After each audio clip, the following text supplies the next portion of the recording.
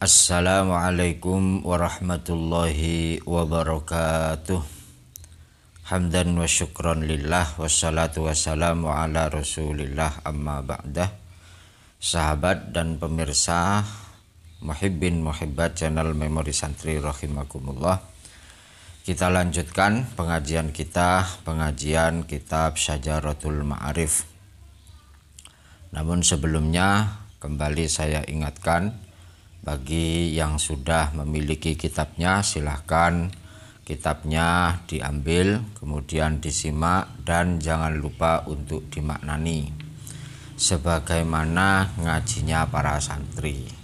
Para santri itu ya seperti itu, ngajinya pakai kitab, kemudian runtut mulai dari awal sampai khatam, tidak sepotong-potong, dan juga kitabnya jelas, pengarangnya juga jelas, agar kita bisa memahami pola pikir para ulama. Dan bagi yang belum punya, silahkan segera membelinya. Membeli bisa membeli sendiri, juga bisa melalui saya. Silahkan menghubungi saya di nomor yang telah tertera di deskripsi video kali ini. Oke, langsung saja, monggo kita mulai pengajian kali ini dengan bacaan umul kitab. Talaban liridha'illahi ta'ala wa li syafaati rasulillah suhulati umurina wa li husuli maqasidina wa li qudai hawaijina hawaijid dunya wal akhirah. Hadratan Nabiyil Mustafa wa maulana Muhammadin sallallahu alaihi wasallam wa ala alihi wa ashabihi wa azwajihi wa dhurriyyatihi wa ahli baitihi ajma'in. Wa ila jami'i muallifi kutubina muallifi durusina kulli man ajazana ilal muntaha wa khassah ila muallifi hadzal kitab Sultanul Ulama Asy-Syaikh Izzuddin bin Abdissalam wa ila jami'i masyaikhina masyaikhikum nafa'anallahu bihim wa bi ulumihim wa bi asrarihim fid dharaini amin. Wa ila jami'i abaina wa ummahatina al ahya'i minhum wal amwat ghafarallahu lana wa lahumul fatihah. A'udzu billahi minasyaitonir rajim. Bismillahirrahmanirrahim. Alhamdulillahi rabbil alamin arrahmanir rahim maliki yaumiddin iyyaka na'budu wa iyyaka nasta'in ihdinas siratal mustaqim siratal ladzina an'amta 'alaihim ghairil maghdubi 'alaihim waladdallin amin. Bismillahirrahmanirrahim. Kita lanjutkan pengajian kita kitab Syajaratul Ma'arif. Untuk kajian pada video kali ini kita berada pada halaman 14. Masih melanjutkan kajian sebelumnya, di mana beliau mu'alif Syekh Izzuddin bin Abdissalam pada kajian sebelumnya secara sekilas saya sampaikan kesimpulannya bahwa sa'adatul insan fi ma'rifatid dayyan wa ta'atir rahman. Keberuntungan seseorang itu terletak pada kemakrifatannya terhadap Allah dan ketaatannya kepada Allah. Itulah keberuntungan manusia.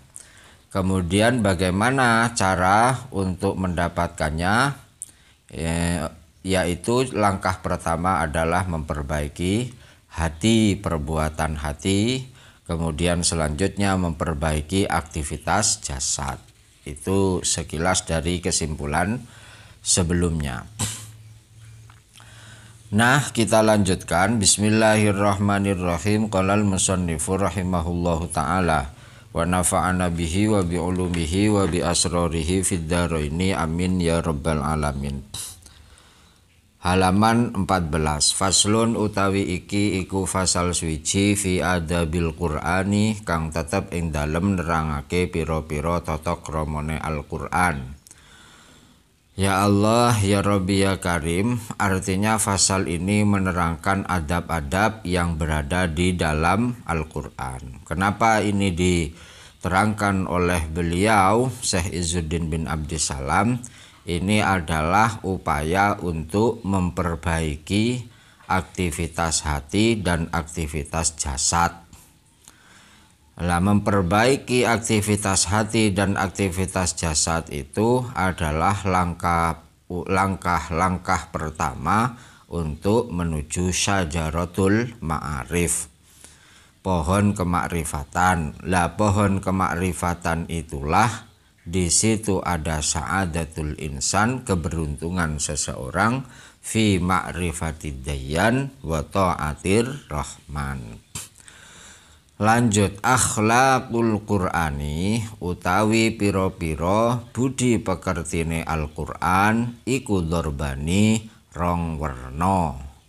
Bahwa akhlak-akhlak budi pekerti yang ada di dalam Al-Qur'an yang jumlahnya 30 juz itu, yang suratnya berjumlah 114, yang ayatnya ada pendapat yang mengatakan 6.666,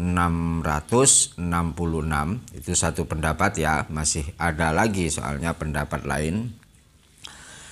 Lah adab-adab yang ada di Al-Qur'an sekian ribu ayat itu kalau dikelompokkan hanya ada dua kelompok. Kelompok pertama apa? Ahaduhuma utawi nomor sijine dorbani iku atakhalluqu, gawe budi pekerti alias berperilaku.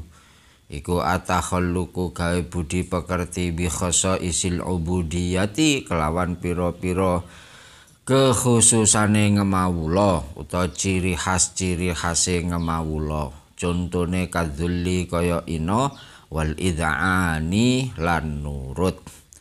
Bagian pertama dari adab-adab atau akhlak-akhlak yang berada di dalam Al-Qur'an adalah atakhalluq bi khosaisil ubudiyah, berperilaku atau berbudi pekerti dengan ciri khas kehambaan. Contoh kadzulli seperti hina. Kita menyadari kehinaan kita, bahwa manusia itu adalah mahallul khata' wan nisyan.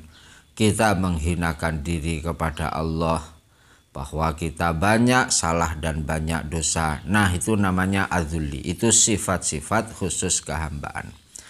Wal id'ani lan nurut. Karena seorang hamba itu berarti punya tuan. Ya, tuannya adalah Allah. Hamba yang baik berarti hamba yang penuh penurut. Ini adab yang pertama yang ada di dalam Al-Qur'an.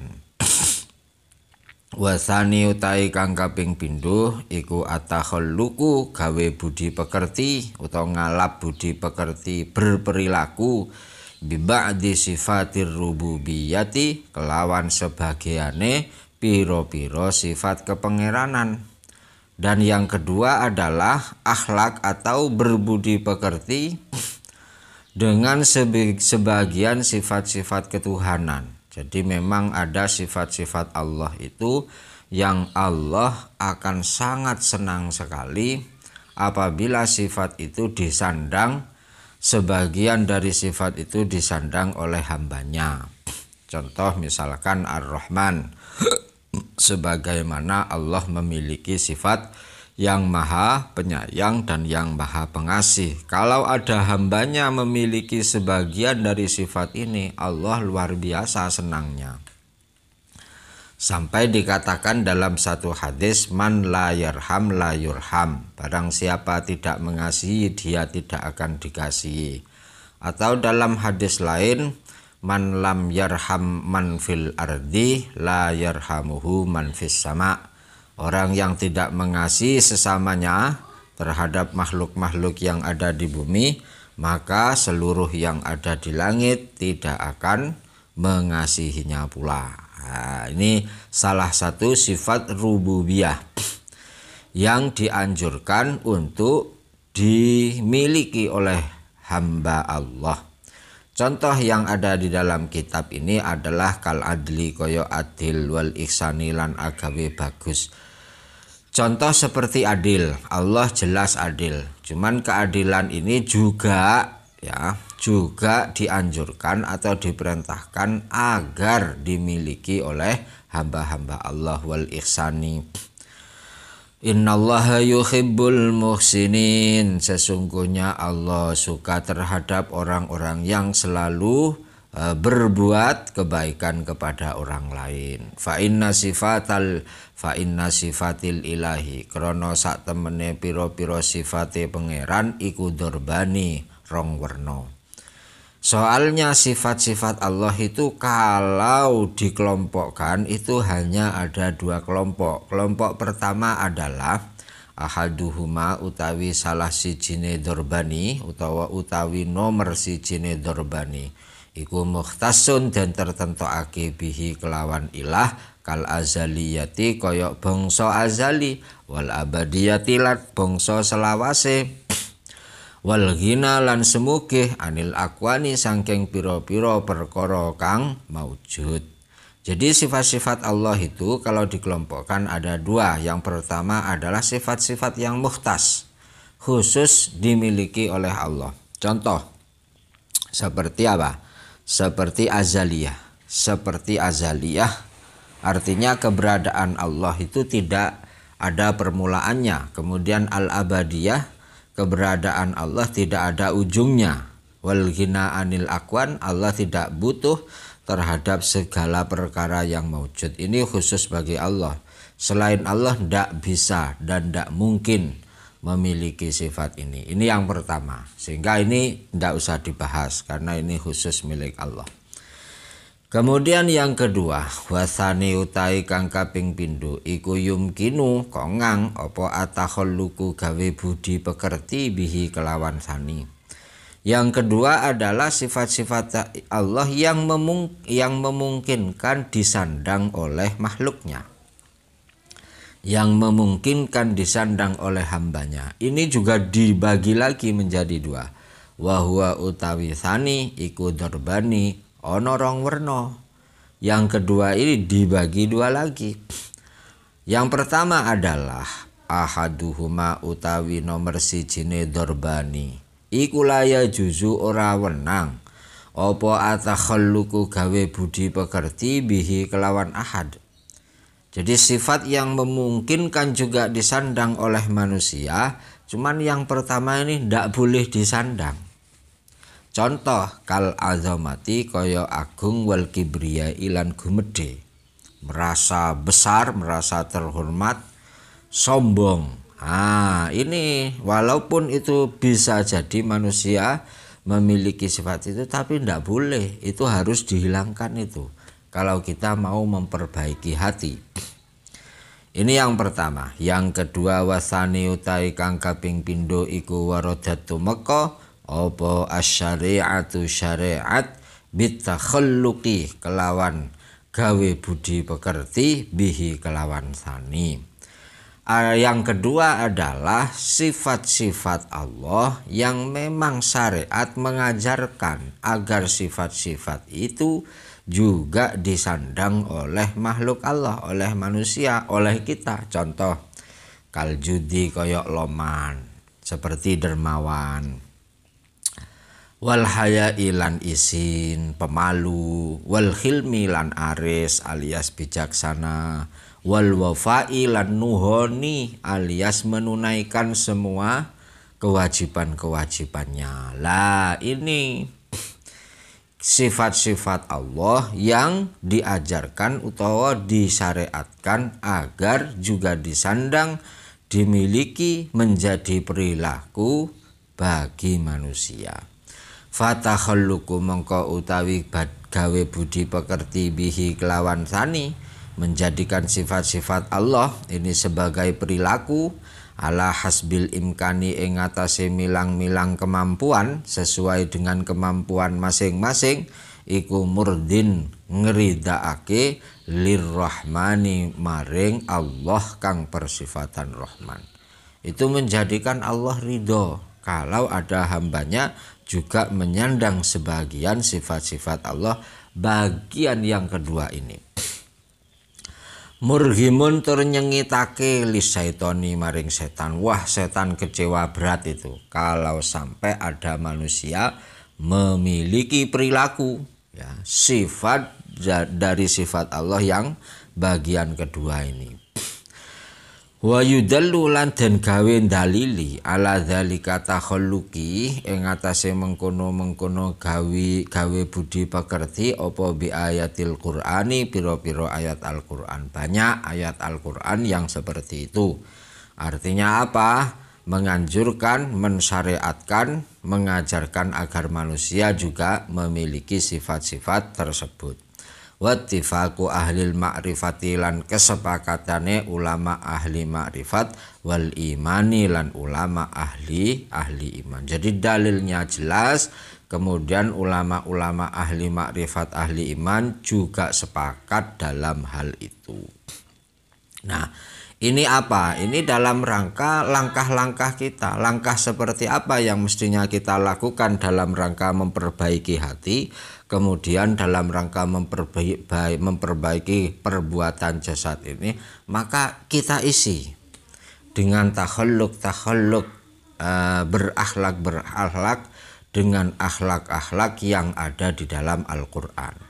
Ini kan semburat di dalam Al-Qur'an. Kemudian oleh ulama itu dipilah-pilah akhlak yang memang diajarkan untuk manusia, akhlak yang mana-mana.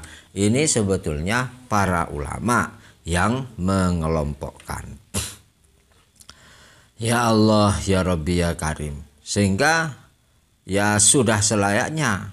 Jadi kalau Allah Subhanahu wa taala berfirman, wa innaka la'ala khuluqin azim, Allah berfirman, sesungguhnya engkau Muhammad itu selalu berada di atas akhlak yang tinggi. Kemudian salah seorang sahabat bertanya kepada Sayyidah Aisyah, akhbirni ya Aisyah an khuluqi Rasulillah. Wahai Aisyah, kabarkan kepadaku kaifa khuluqu Rasulillah, bagaimana sih akhlaknya Rasul?